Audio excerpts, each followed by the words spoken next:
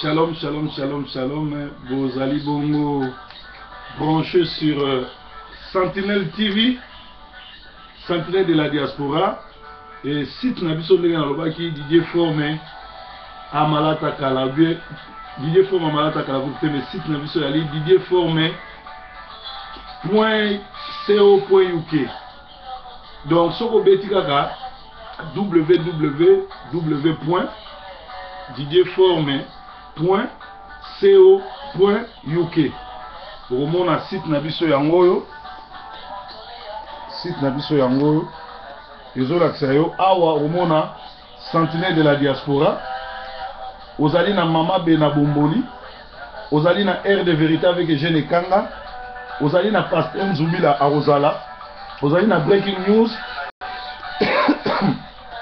Ozana Breaking News, Ozana Jésus-Christ plein de vie, Ozana ba news. Awa, Ozomona bien, awa ezali Gmail pour nous donner des informations. Awa okota na YouTube na ngai. Donc soko fini okota na YouTube. Et awa Ozomona ba émission. Awa Ozomona Lyon, Proverbe 30-30. Awa bomoni www.didierforme.co.uk. Awa Ozomona ba Okapi, o ezali ba rare nyama na biso ya mboka.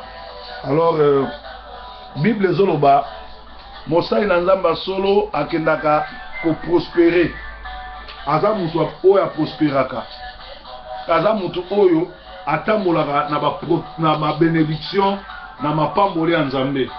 Alors, Nzambe aza malamu parce que oyo aza Yesu azali oyo alobaka vérité. Alors, nazo de notangela bino partie moko ya Bible, morceau moko ya Bible, tout ça na Ésaïe 52.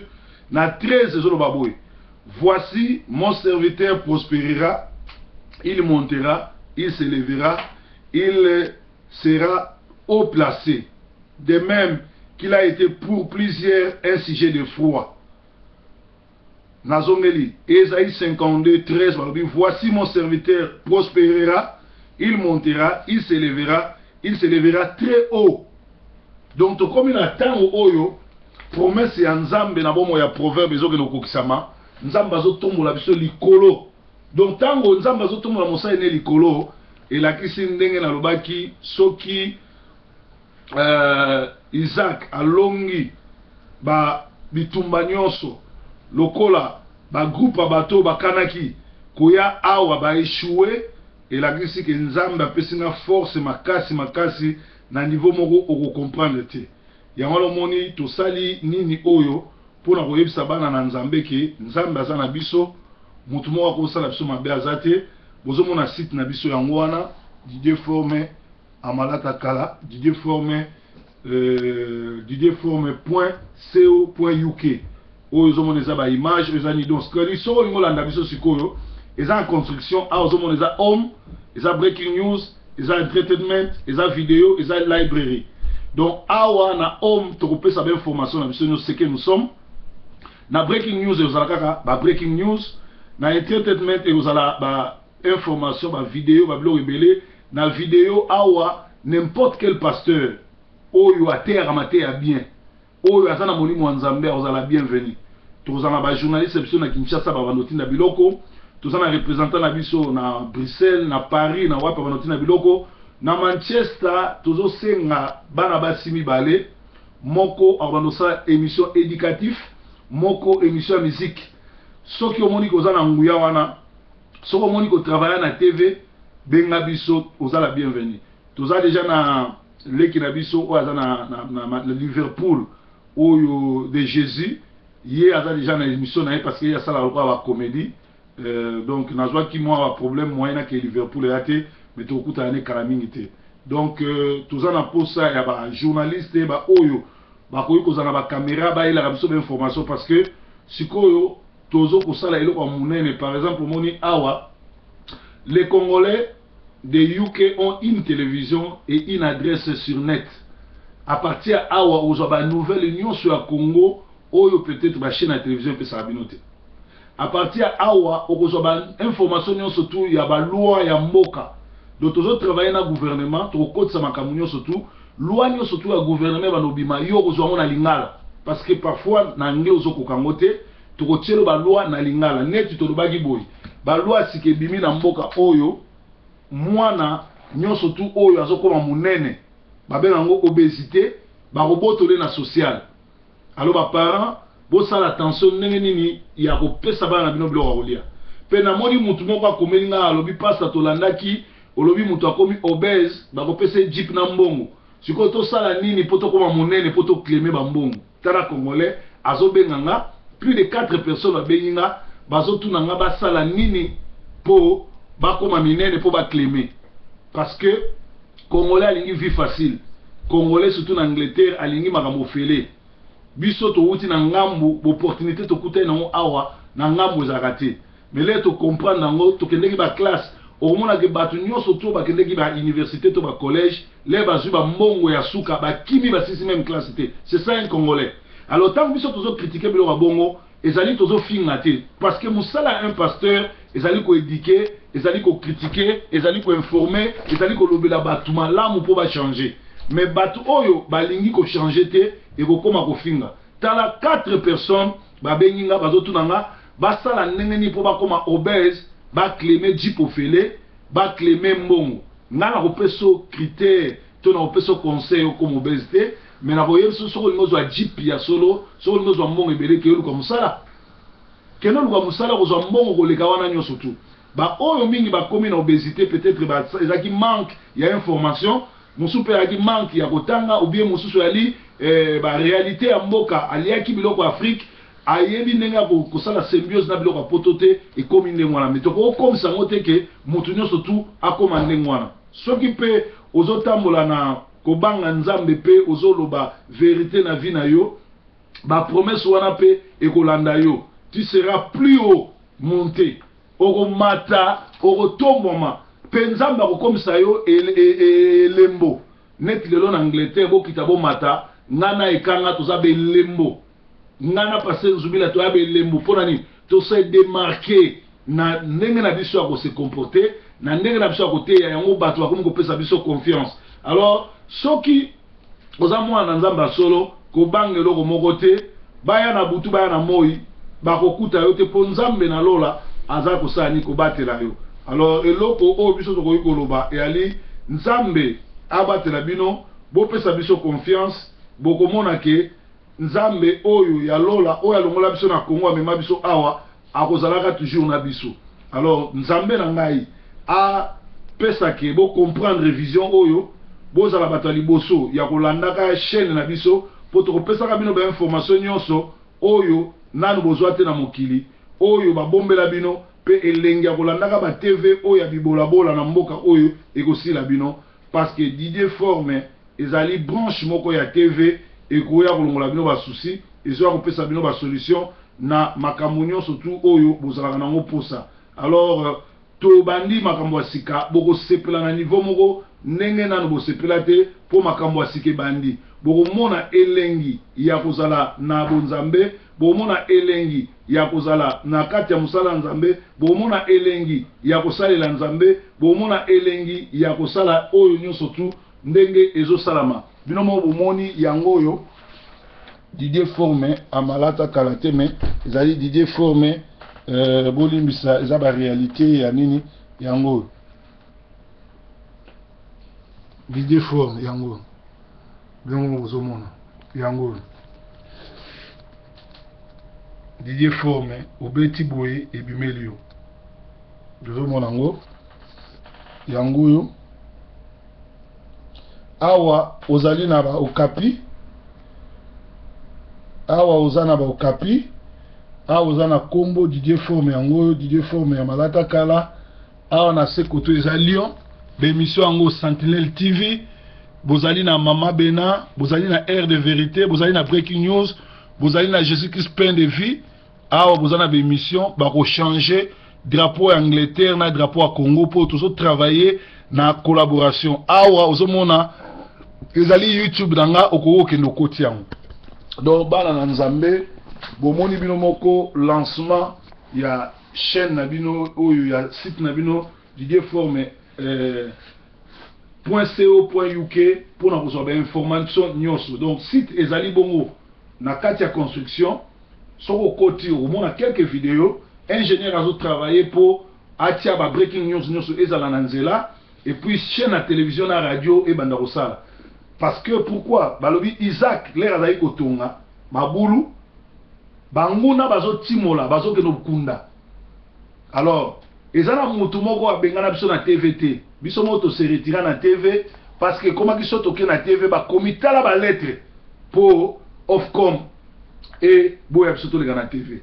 Alors au moment mukolo TV azobanga et puis ba ya ko attaquer biso déjà na chaîne à télévision dossier na calamité et kozala parquet à Manchester ko funguma bo yoka ka liste ya bato ça plus de 12 personnes oyo ba ko le kaliboso à juge va expliquer juge pourquoi ba memi kibo zamba kibo nyama na mboka bato Angleterre.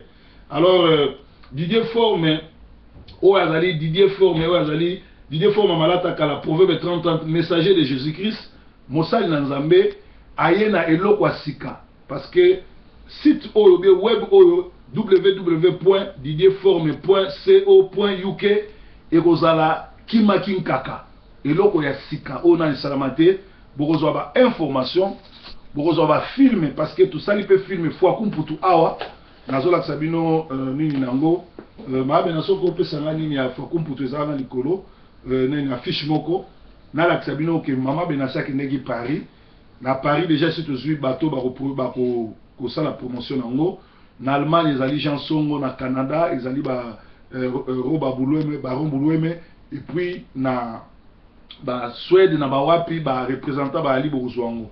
Alors mbongo nyonso tokosomba tokoteka ngona moins cher mbongo bokosomba ngo foye bango ke une livre ezali pona ba orphelins pona ba opprimés parce que la vraie religion consiste à aider les orphelins, les opprimés, les veuves. Alors Moubangue émission to sala na kanga je crois ti lundi ou bien ti dimanche na buto a relançango ezali na baré mokili pe na récupérer communauté, c'est-à-dire que makambo solo vérité solo ezaka na Didier Forme so bolandi ngate e ozala passe mingi parce que nazali oyo nzambe azolobela na ngonga oyo donc oyo na lobi ezali ndenge nzambe alobi mutu moko akochange ngaka te. Bible lobi mon serviteur montera, mon serviteur sera haut placé et personne ne pourra toucher les serviteurs de Dieu.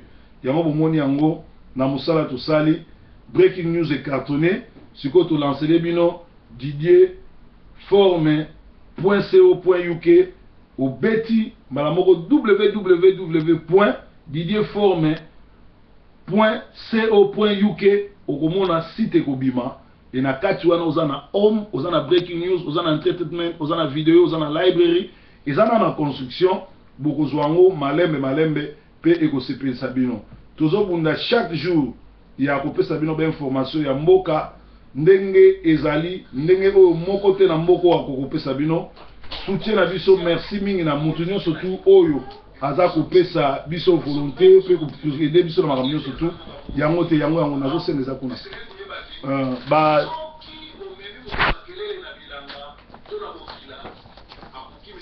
donc tozali distribution à Paris ezali distribution à Paris ezali salon Mai Ndombe 57 rue Léon 75 015 Paris donc salon Mai Ndombe ezawana soki wana ezate talon likolo garde Europe kuna na likolo omona ba nini ezawana et puis toza sous na distribution ya film na biso ezali Kin Coiffure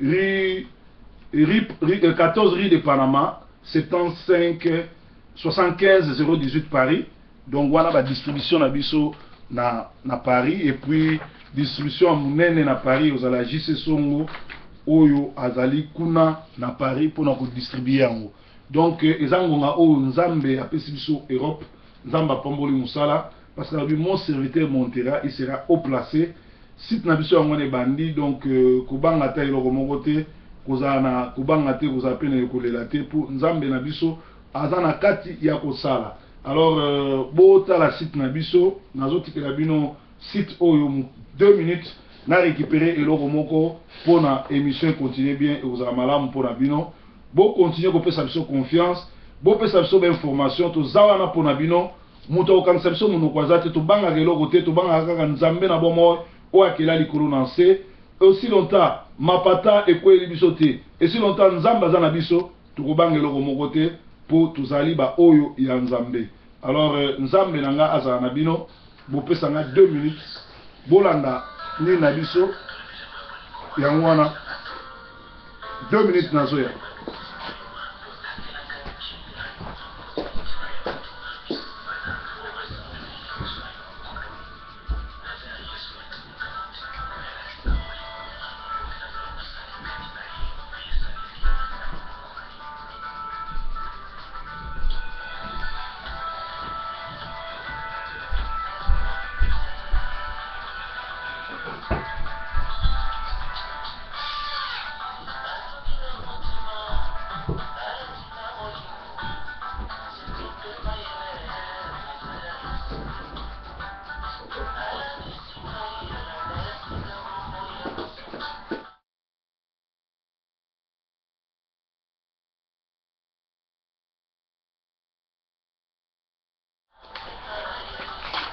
Merci. Na kelei kozwa leaflet yango pour komputu ezali film éducatif oyo na sali na ba terre nyonso ya Congo et na tourné yango na mwana na ngai liboso oya meti to salaki film munene éducatif donc pour komputu eza film oyo tika histoire na poto film éducatif. Est-ce que pasteur a fait la film? Est-ce que pasteur a dit muto théâtre kende na cinéma au moment que même Jésus Christ a dans na cinéma kende na cinéma au moment ba pasteur nyonso ya minene na mboka oyo ba star nyonso ya minene ba sala film même les regrettés King Kester a sala film a dans na cinéma donc eloko tokoyi koloba yango wana nzambe na biso azwa lokumu po aza ko continuer na biso azo sala biso malamu pe azo leka na kobatela biso nzambe ya malamu nzambe abatelaka site na biso yango oyo bomoni yango Didier Forme yango Didier Forme yango donc soki oye na site oyo obeti www.didierforme.co.uk okomona site na biso yango oyo okomona ba émission okomona ngamoko okomona ba YouTube nanga soko fini place à YouTube okota mamo na YouTube nanga nzambe nanga batela bino. Merci pour na appel na bino, merci pour na confiance bobangelo ko moko te tozo contrôler système mutu moko sa so mabete mais bo rater te émission to salinga na kanga pour émission wana ezana batu musu ba kubata mabando bimaka lisute ezana batu musu ba okima TV pezana batu mususu soki batubelité année prochaine toki kunda bango. Merci.